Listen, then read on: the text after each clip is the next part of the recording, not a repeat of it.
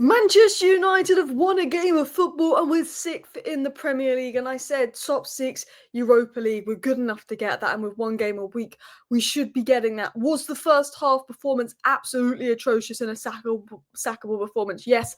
Was the second half performance so much better? Yes. Was it a confusing game when you look at the first half and the second half? Yes. But Crystal Palace played 2 games a week. Crystal Palace have only picked up 1 point at the weekend following a midweek game. Every time they've played a midweek game, they've been bad at the weekend. And you could see that in the second half.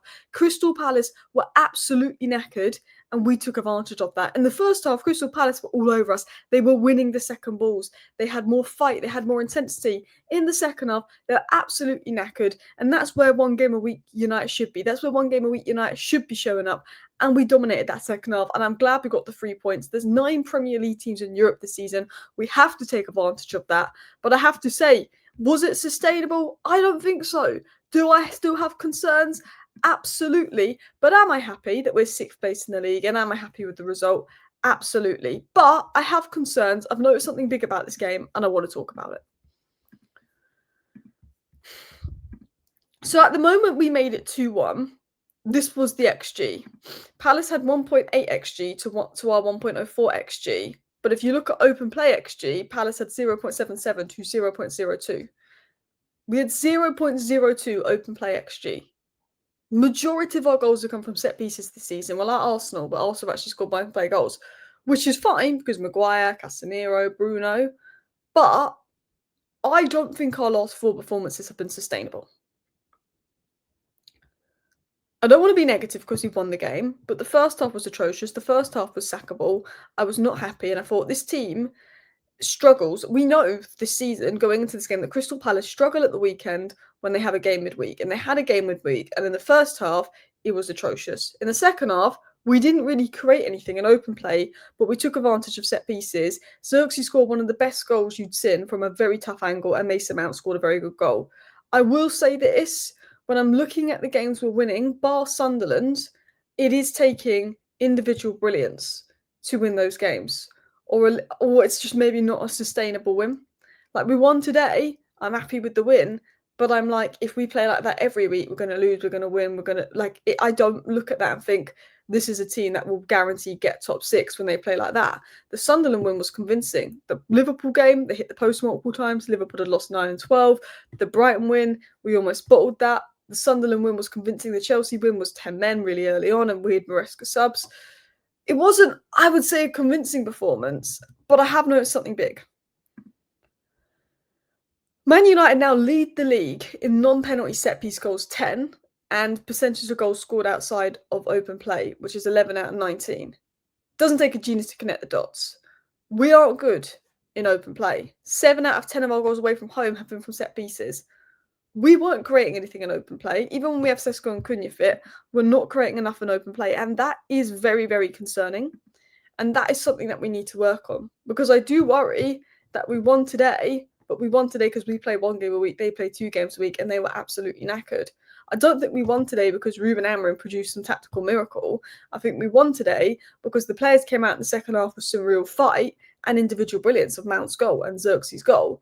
And that is my only concerns, trying not to be negative, because look at the angle that Zirkzee scored from. Like, that is absolutely nuts. Maybe Dean Henderson should be doing better, but that's absolutely nuts.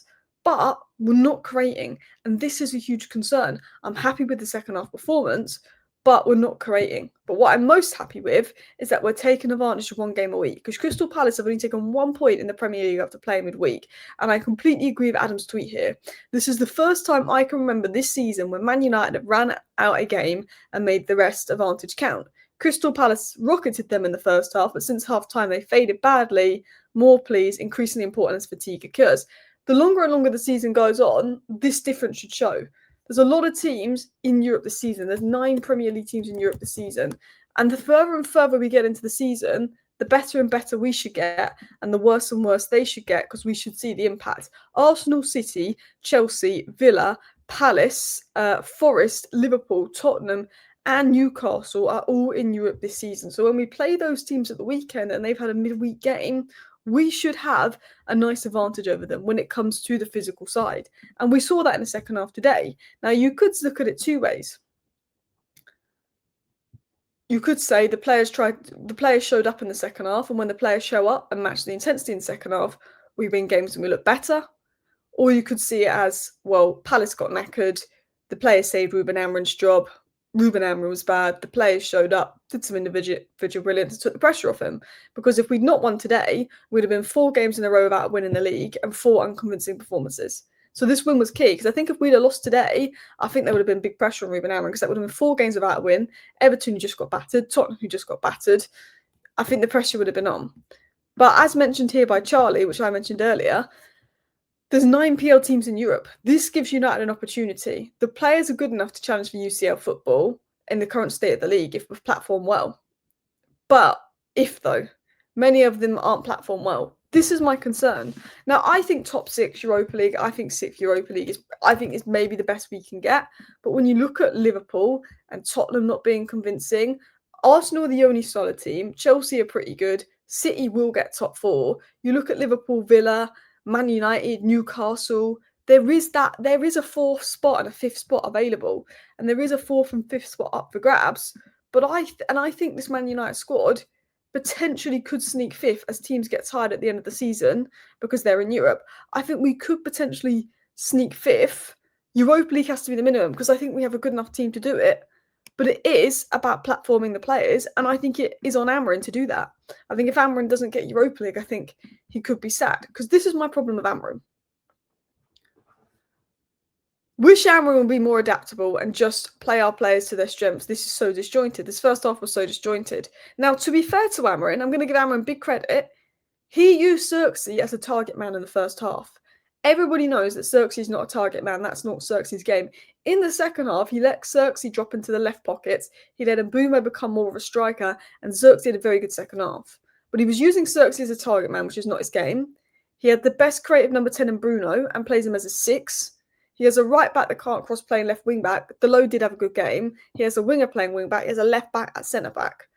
I don't think Amorim platforms these players to their strengths. And I think we all know that. I do think he made a good adaptation to Zirkzee in the second half.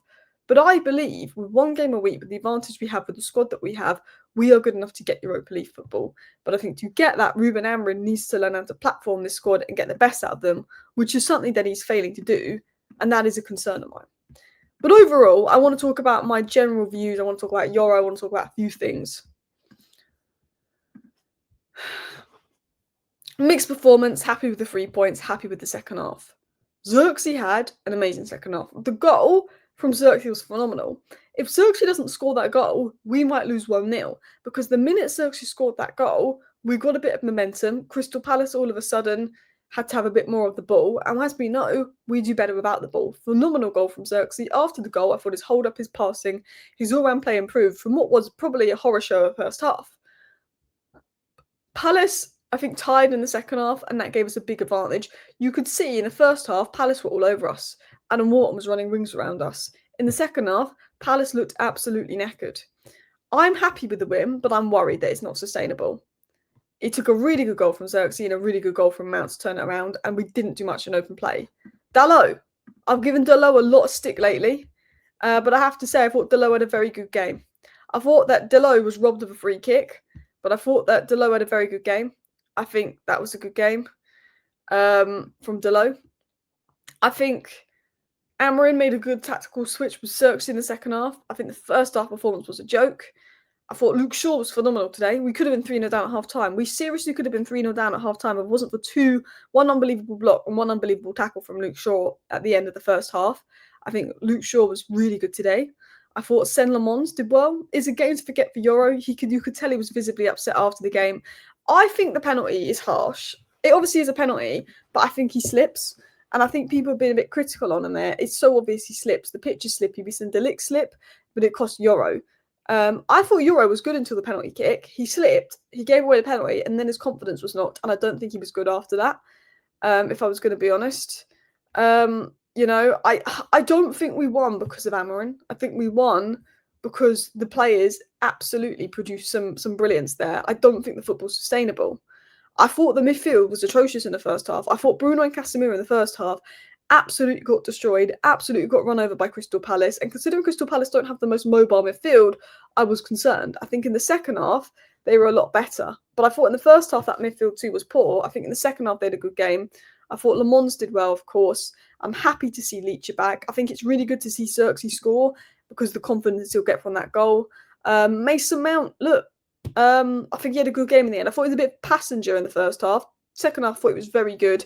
2 take-ons completed, 2 shots, 2 crosses, 1 goal. But he made 8 defensive contributions, 10 passes into the final third. And look, we're 6th in the league. We're 21 points. Look, if Villa drop points to Wolves, they probably won't. But, if Sunderland and Villa drop points, we could sneak that 4th spot. I would love us to sneak that 4th spot. I generally think, with Liverpool's fall off, with everybody else really being in Europe here, I think there's a huge opportunity for us to sneak that 4th spot. I think we're good enough to do it, but with how bad the other teams have been. But I don't know if Ruben Amorim is good enough to do it, if I'm going to be totally honest. But hopefully he is. Anyway, thank you for watching. Bye.